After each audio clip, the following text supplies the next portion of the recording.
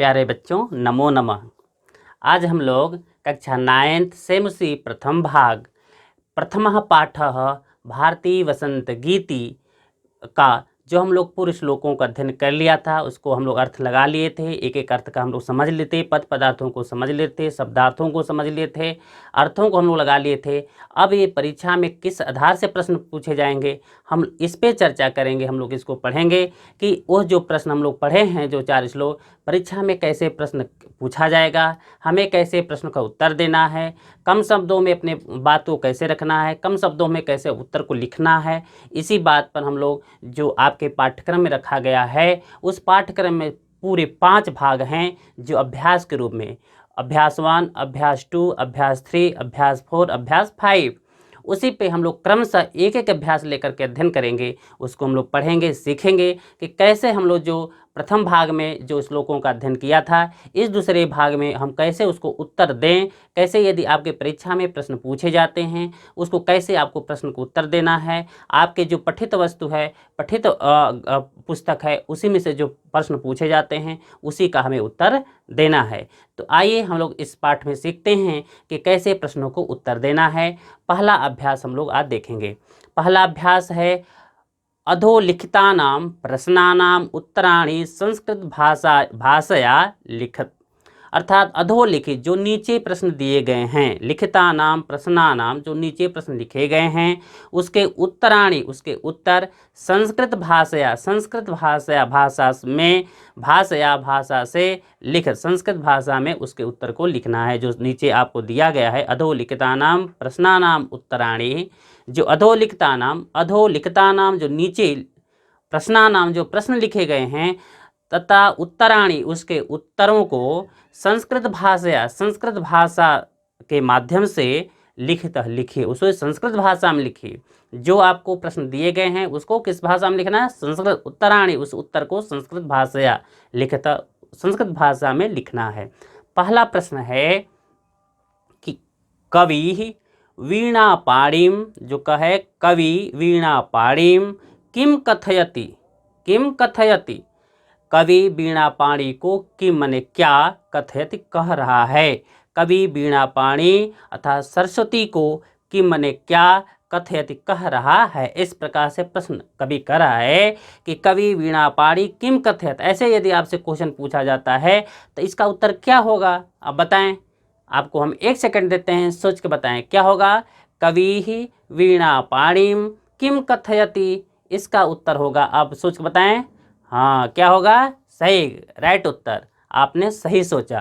क्या होगा? कवि वीणा पाणिम कथयति ऐ वाणी नवीनां वीणां निनादय। आपने बहुत अच्छा सोचा। ठीक, आप अपने पास कॉपी और पेन ले लें, लिखते चलें। जिस पाठ को आपने पढ़ा है उसी पाठ का उत्तर भी है, आपका प्रश्न भी है, तो आप एक बार लिखते चलें। जितने अधिक से अधिक आप लिखेंगे उतने आपको अधिक से अधिक लाभ होगा। परीक्षा में भी लिखने में आसानी होगी, आपके अंदर एक संस्कार बन जाएगा। यदि एक बार आपके अंदर संस्कार बन जाएगा, लिख लेंगे तो कभी भूलेगा नहीं, परीक्षा में आप अच्छे अंक लाएंगे। तो आपका पहला का जो क्वेश्चन हो गया, क्या है कि कवि वीणा पाणिम किम कथयति, तो कवि वीणा पाणिम कथयति ऐ वाणी नवीनां वीणां निनादय, ये आपका हो गया। ख देखें, वसंते किम भवति, वसंत में किम माने क्या, भवति माने होता है, वसंत में क्या होता है। उत्तर क्या होगा इसका? हाँ, वसंते सरसा रसाला लसंति कोकिला च कुजंती। ग देखें, सरस्वत्याः वीणां श्रुत्वा किम परिवर्तनं भवतु इति कवे इच्छां लिखत। आप इस उत्तर को सोचें, क्या होगा? सरस्वत्याः वीणां श्रुत्वा किम परिवर्तनं भवतु इति कवेः इच्छां लिखत। इस प्रश्न का उत्तर आप सोच के बताएं, क्या होगा। जैसे आपने पहला प्रश्न को उत्तर दिया सोच करके, आप इसको भी सोच कर बताएं, क्या होगा इसका उत्तर। हाँ, राइट, गुड। सरस्वत्याः वीणां श्रुत्वा भारती जनमानसे नवचेतनायाः संचारः भवतु इति कवे इच्छा अस्ति इति कवि इच्छा अस्ति। हम आपको श्लोक पढ़ाते समय बार बार कह रहे थे कि कवि जनचेतना को प्रेरित कर रहा है। वहीं यहाँ पे कवि पूछ रहा है कि सरस्वत्या वीणां श्रुत्वा किम परिवर्तनं भवतु इति कवि इच्छां लिखति। तो इसका उत्तर होगा सरस्वत्याः वीणां श्रुत्वा भारतीय जनमानसे नवचेतनायाः संचारः भवतु इति कवि इच्छा अस्ति। घ देखें, कवि भगवती भारतीं कस्याः नद्याः तटे मधुमाधवीनां नतां पंक्तिम् आलोक्य वीणां वादयितुं कथयति। कवि जो भगवती भारती कस्या नद्या तटे, किस नदी के तट पर, मधुमाधवी नाम नताम पंक्ति, मधुमाधवी रूपी जो पुष्प के झुक जाना अवलोक देख करके वीणाम वादयतु कथयति। इस प्रश्न का उत्तर आप बताएं, क्या होगा इसका, सोच के बताएं। हाँ, आपने जो पूर्व श्लोक में पढ़ा, राइट, आपने गुड बताया। क्या होगा घ का, कवि भगवती भारतीं यमुना नद्याः तटे, किसमें, यमुना नद्याः तटे, यमुना नद्याः तटे। जिस प्रकार यमुना नदी के क्या कहा गया था श्लोक में, कालिंदात्मजाया सवानीर तीरे। अब पढ़ा रहे थे आपको ना कि कलिंदात्मजाया सवानीर तीरे, वही है यहाँ पे कलिंदात्मजाया अर्थात यमुनायाः। तो कवि भगवती भारती यमुना नद्याः तटे कालिंदात्मजायाः सवानीर तीरे मधुमाधवीनां नतां पंक्ति आलोक्य वीणां वादयितुं कथयते। इस प्रकार से इसका उत्तर हुआ।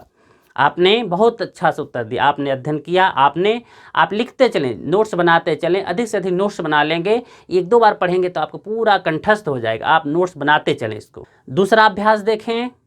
दूसरा अभ्यास में दिया गया है कि कुछ शब्दों को यहाँ पर दिया जा रहा है, उसी शब्दों का आपको पर्याय पदानि दत्तान, उसी का पर्याय पद बताना है।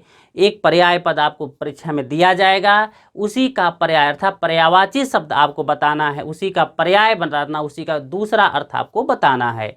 तो करें कि क स्तंभे पर्याय पदानि दत्तानि तानि चित्वा, उसको चुन करके पदानाम समक्षे लिखत।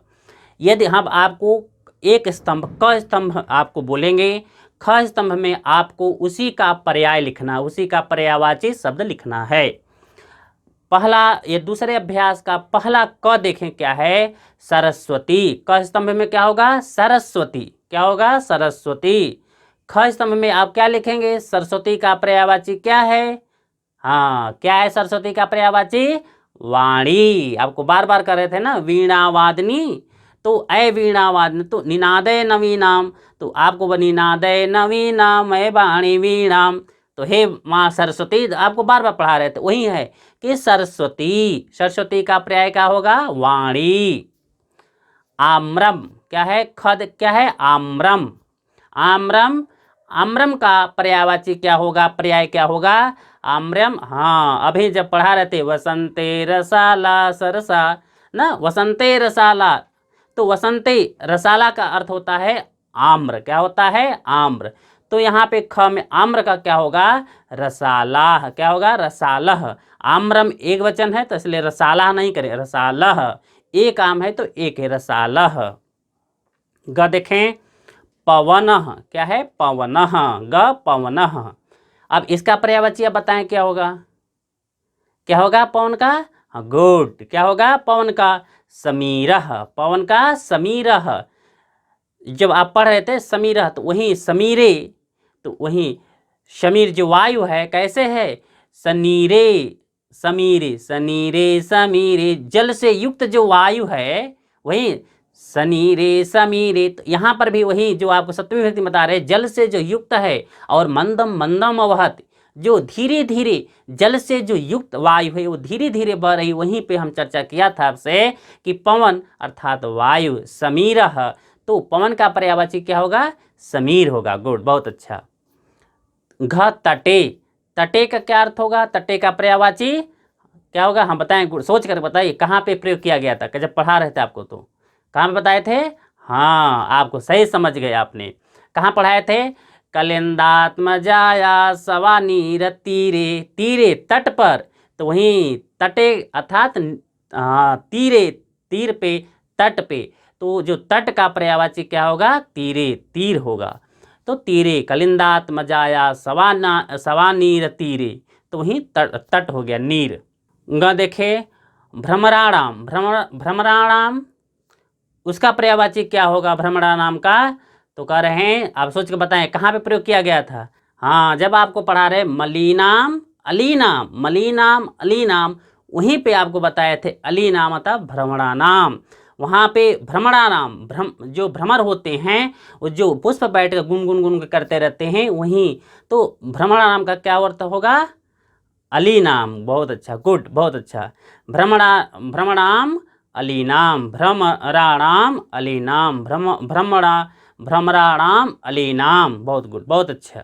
तीसरा अभ्यास देखें, अधोलिखितान पदानि प्रयुज्य, अधोलिखित पदान, नीचे लिखे हुए पद पे प्रयुज्य सोच करके, यूज करके संस्कृत भाषा वाक्य रचना कुरुतः, अधोलिखित पदान प्रयुज्य चुन करके उसको क्या कहते हैं? संस्कृत भाषा, संस्कृत भाषा में वाक्य रचना कुरुत, वाक्य रचना कीजिए। संस्कृत भाषा में वाक्य रचना कीजिए।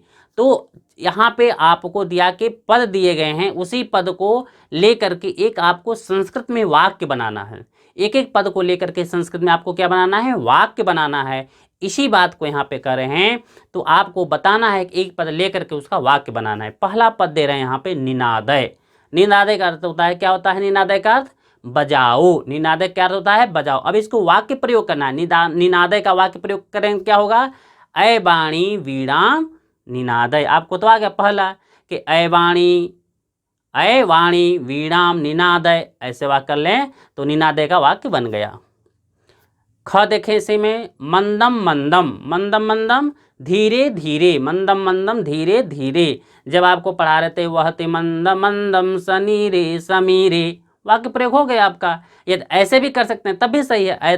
सामान्य वाक्य बनाना है तो मंदम मंदम पवनः वहति, धीरे धीरे वायु वहती है, चलती है। मंदम मंदम पवनः वहति, इस प्रकार से इसका भी आप कर सकते हैं। सरल से सरल वाक्य प्रयोग करें तो वो भी हो, या तो आप श्लोक से उठा लें, वहति मंदम मंदम सनीरे समीरे, ये भी वाक्य आपका सही हो जाएगा।